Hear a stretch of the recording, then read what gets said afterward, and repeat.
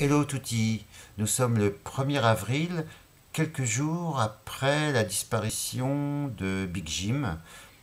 Quand je parle de Big Jim, je ne parle pas du fameux jouet produit par la firme Mattel qui lui est indestructible. Je parle du grand, gros, gras, énorme écrivain américain Jim Harrison, dont de nombreuses personnes ont salué le départ.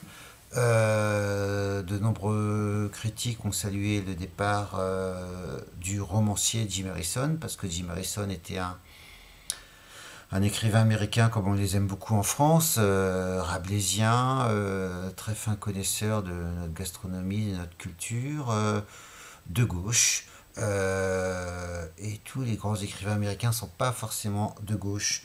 Loin de là, tiens, j'en ai un sous la main, là, je peux le montrer. Ah, très bon livre de Marignac sur Norman Mailer. Il y en a d'autres, hein.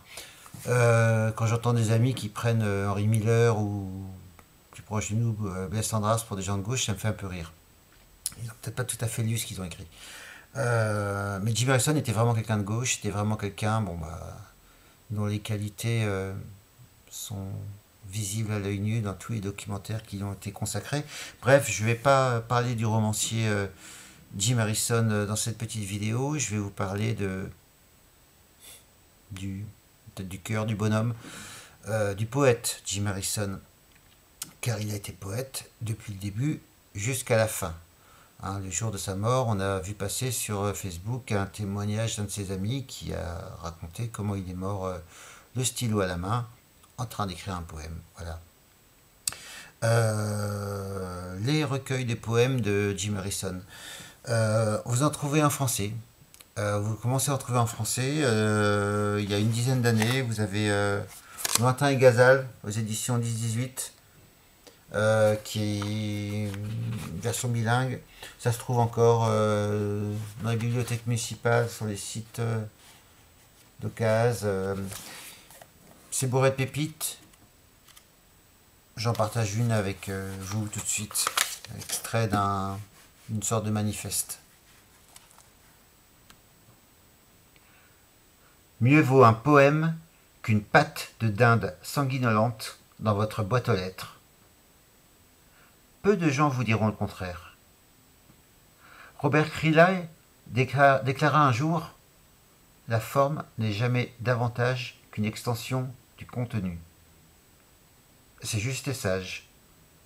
Nous choisissons ce qui nous sied et préférons ne pas porter ce qui ne nous va pas.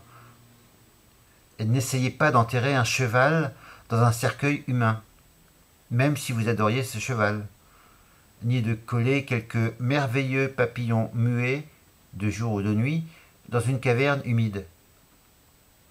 Je déteste ce mot, mais la forme doit être une révélation organique du contenu. Sinon, le poème, aussi vivant soit-il, nous donnera une impression de frelater, de fabriquer, un exercice élégant, un travail du crochet, une pâle broderie.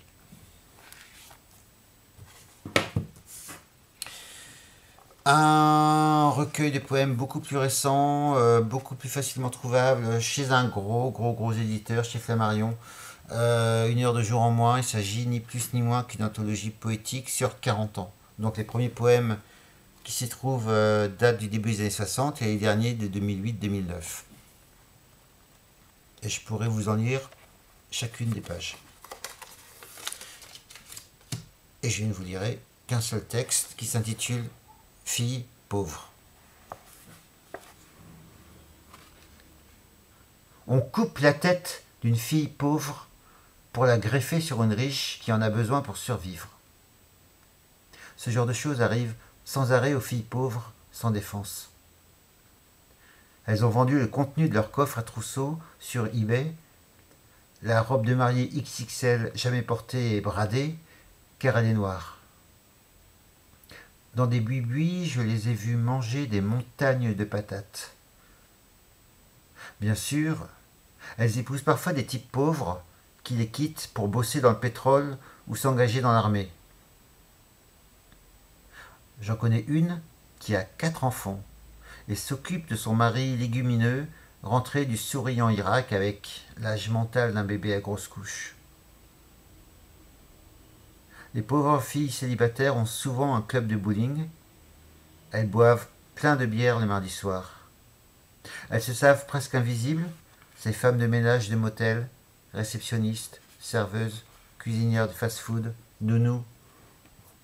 Elles sont pourtant joyeuses avec les amis, neveux et nièces. Quand je vais pêcher la truite, j'envoie une énorme en maillot de bain bleu vif. Elle gare sa vieille Plymouth et descend 2 kilomètres de rapide sur une chambre à air de camion, sort de l'eau, fait rouler sa bouée dans un pré, recommence. Voilà, donc 250 pages de pur bonheur. Chez un tout petit éditeur qui s'intitule White Project, vous trouverez également en français un dialogue plus qu'intéressant entre Jim Harrison et Gary Snyder. Alors Gary Snyder est beaucoup moins connu en France que Jim Harrison.